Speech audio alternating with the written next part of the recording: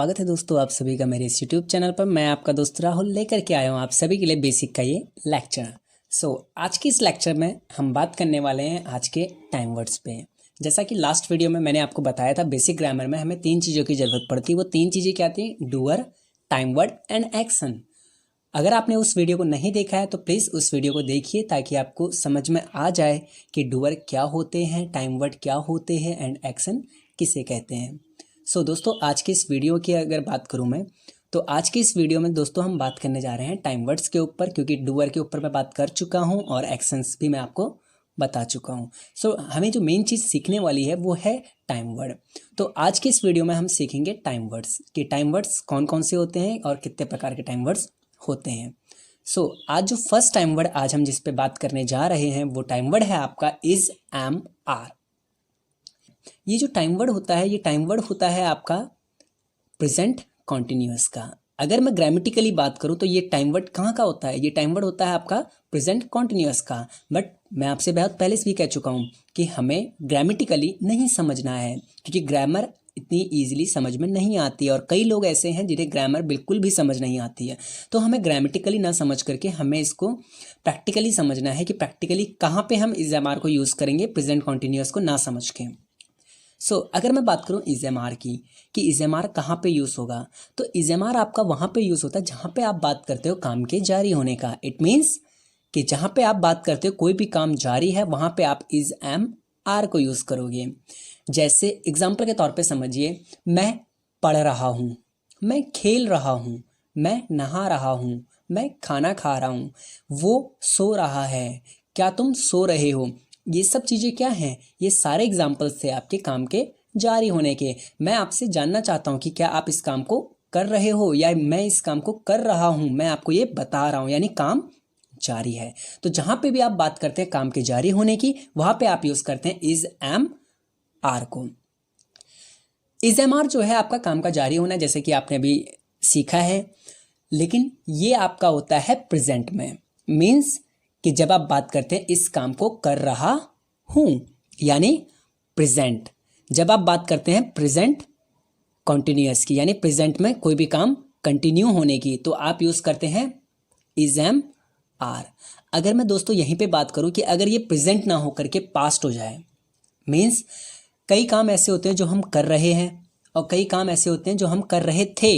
जैसे कि जब आपने मुझे कॉल किया तब मैं नहा रहा था, मैं आपका फ़ोन नहीं उठा पाया क्योंकि मैं नहा रहा था। मैं नहा रहा था, इट मीन्स कि मैं काम को कर तो रहा था लेकिन कर रहा था पास्ट में। लेकिन जब मैंने कहा मैं नहा रहा हूँ तो मैं बात कर रहा था प्रेजेंट की, मैं प्रेजेंट में इस काम को कर रहा हूँ, और नहा रहा था ये पास्ट में इस काम को कर रहा था।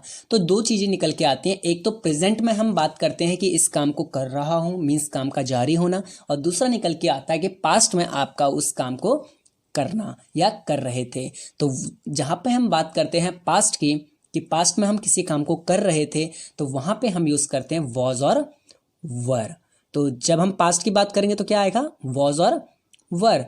और जब हम बात करेंगे प्रेजेंट की तो प्रेजेंट में क्या आएगा दोस्तों? प्रेजेंट में आएगा इज एम आर। तो 2 चीज़ें आपकी निकल के आती हैं कि अगर काम जारी है, कोई सा भी काम अगर वो जारी है, तो वहाँ पे या तो इज एम आर आएगा या वॉज वर आएगा। और इज एम आर कब आएगा? जब हम बात करेंगे काम के जारी होने की, लेकिन प्रेजेंट में। और अगर वही चीज़ पास्ट में है तो वो क्या हो जाएगा? वॉज और वर। अब इतनी बात तो आपको समझ में आ गई होगी कि प्रेजेंट में काम के जारी होने के लिए हम इज एम आर यूज़ करेंगे और पास्ट में वॉज वर यूज़ करेंगे। अब मेन चीज़ आती है कि इज एम आर आपने कभी भी, ऐसा नहीं है कि आपने कभी एक साथ सुने होंगे। लाइक आपने कभी ये नहीं सुना होगा I am is are going to market. आप क्या सुनते हैं? आप सुनते हैं आई एम। बहुत कॉमन सी लाइन है ये, ऐसा नहीं है कि ये आप फर्स्ट टाइम ये लाइन सुन रहे हैं। जिसकी इंग्लिश बहुत ज़्यादा कमज़ोर है उस इंसान ने भी ये लाइन बहुत बार सुनी होगी, I am going to market. और ये हमारी टंग पे भी होता है, I am going to market. तो अगर मैं बात करूँ I am going to market, मैंने I am going to market क्यों बोला? I is going to market क्यों नहीं बोला? कहने को तो इज एम आर तीनों यूज़ कर सकता हूँ ना मैं, क्योंकि प्रेजेंट की बात हो रही है। प्रेजेंट में जब भी काम जारी होने की बात होगी तो हम इन तीनों में से कोई सा भी यूज़ कर सकते हैं। बट मैंने आई एम क्यों कहा? क्योंकि इज एम आर के बीच में जो डिफरेंस होता है दोस्तों, वो डिफरेंस होता है डूअर का। इट मीन्स कि इनके साथ अलग अलग डूअर डिसाइडेड होते हैं कि इसके साथ कौन कौन से डूअर आएंगे, एम के साथ कौन कौन से आएंगे और आर के साथ कौन कौन से आ सकते हैं। तो अब जरा सीखते हैं कि इसके साथ क्या क्या आएंगे, एम के साथ क्या आएंगे और आर के साथ क्या आएंगे। जैसे कि आप देख सकते हैं इसके साथ जो डूअर आते हैं वो आते हैं ही, सी और इट। यानी जब भी आप बात करेंगे ही, सी, इट की तो आप यूज़ करेंगे इसको। जब आप बात करेंगे एम की, यानी एम किसके साथ आएगा, तो एम आता है हमेशा आई के साथ, इसीलिए आप कहते हैं I am going to market और he is going to market, यानी मैं मार्केट जा रहा हूं जब आप बोलेंगे तो आई, जैसे ही आप बोलेंगे आई मीन्स आपने डूअर रखा आई और आई के साथ क्या आएगा, am, I am going to market. अगर मैं बात करूं वो मार्केट जा रहा है तो अब डूअर चेंज हो गया, हमारा डूअर कौन हो गया है, ही, क्योंकि वो कौन है, कोई लड़का है, तो आपने क्या कहा ही के साथ इज, ही इज और फिर आ जाएगा action, he is going to market. Are के साथ क्या क्या आ सकते हैं, यू, वी और दे, यानी आपको टोटल पता है 7 प्रकार के डूअर होते हैं, जिसमें से जो फर्स्ट डूअर है वो क्या है, I, second you, third we, fourth they, fifth he, sixth she and seventh it. यानी टोटल मिलाकर के 7 डूअर थे जो इन्होंने आपस में बांट लिए। यानी इसके साथ ही, सी, इट आएगा, एम के साथ आई आ सकता है, आर के साथ यू, वी और दे आ सकते हैं। अच्छा, ये तो बात हो गई डूअर हमें साथी हैं। टाइम वर्ड आज हम इज, एम, आर और वॉज वर्ड को सीख रहे हैं। अब मेन चीज़ आती है एक्शन भी तो आना है इसमें। किसी भी सेंटेंस को आप बनाते हैं तो हमने सीखा क्या था, हमने ये सीखा था कि डूअर टाइम वर्ड एक्शन या टाइम वर्ड डूअर एक्शन। तो हमें एक्शन की भी तो ज़रूरत पड़ती है। तो एक्शन कौन सी फॉर्म में आता है दोस्तों, एक्शन आता है आईएनजी फॉर्म में। यानी आप किसी भी एक्शन की बात करें, जब आप उसकी फर्स्ट फॉर्म पे जाएंगे तो उसकी फर्स्ट फॉर्म के साथ आपको लगाना होता है आईएनजी। यानी अगर मैं बात करूं एक्शन के तौर पे, अगर हम वर्ब को ले लें तो जैसे कि मैंने आपका पहला वर्ब ले लिया प्ले, तो अगर मैं प्ले की बात करूं तो प्ले के साथ क्या बन जाएगा, ये प्लेइंग, यानी प्ले बन जाएगा प्लेइंग। मैं ले लूँ टेक तो टेक क्या बन जाएगा, टेकिंग। अगर मैं ले लूँ गो, गो का क्या बन जाएगा, गोइंग। तो इट मीन्स कि आप जो भी एक्शन लेंगे उसमें आप आईएनजी फॉर्म लगाएंगे हैं। यानी एक्शन की कौन सी फॉर्म आएगी, एक्शन की आएगी आपकी आईएनजी फॉर्म। तो एक्शन की आईएनजी फॉर्म आएगी।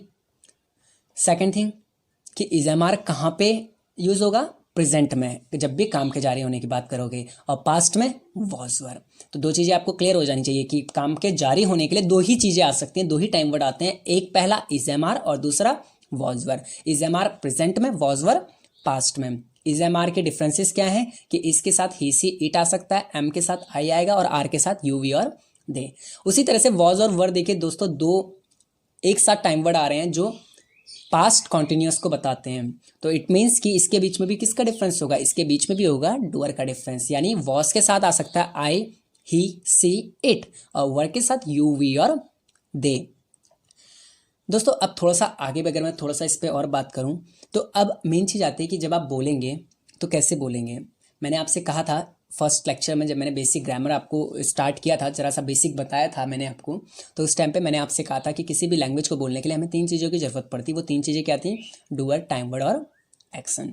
सो अगर मैं डूअर, टाइम वर्ड, एक्शन की बात करूँ तो ये जो फॉर्मूला कह लीजिए आप, या ये कह लीजिए ये जो पैटर्न होता है, डूअर पहले फिर टाइम वर्ड फिर एक्शन, ये किस चीज़ का था, ये था आपका आंसर का। और जब क्वेश्चन की बात करूँगा तो मैं क्वेश्चन कैसे बनाऊँगा, पहले टाइम वर्ड रख करके। यानी अगर मुझे आपसे पूछना है कि क्या तुम मार्केट जा रहे हो, अब ये देखिए दोस्तों, ये क्वेश्चन है कि आंसर है, क्या तुम मार्केट जा रहे हो। हमें सुन के पता चल रहा है कि ये क्वेश्चन है, हम किसी से पूछ रहे हैं, हमें पूछना है सामने वाले से कि क्या तुम मार्केट जा रहे हो। हमें कुछ मंगाना है, मान लीजिए अपने किसी फ्रेंड से या किसी भाई से, तो हमने क्या पूछा कि क्या तुम मार्केट जा रहे हो। तो ये क्वेश्चन है, तो जाहिर सी बात है क्या पहले आएगा, अब आएगा पहले टाइम वर्ड। और डूअर कौन है यहाँ पे, तुम, क्या तुम। तो जो ये तुम होता है ये कौन होता है, यू। और यू देखिए दोस्तों कहाँ पर है, यू है आपका ये आपका यू आ गया। इट मीन्स कि यू के साथ टाइम वर्ड क्या आ सकता है, आर। यानी अब क्वेश्चन कैसे बनेगा, आर यू। तो क्वेश्चन हमने कैसे बनाया, आर यू, और उसके बाद जाने के लिए क्या कहते हैं, गो, और गो का कौन सी फॉर्म आनी है, आईएनजी फॉर्म आनी है। तो आपने क्या कहा, are you going to market.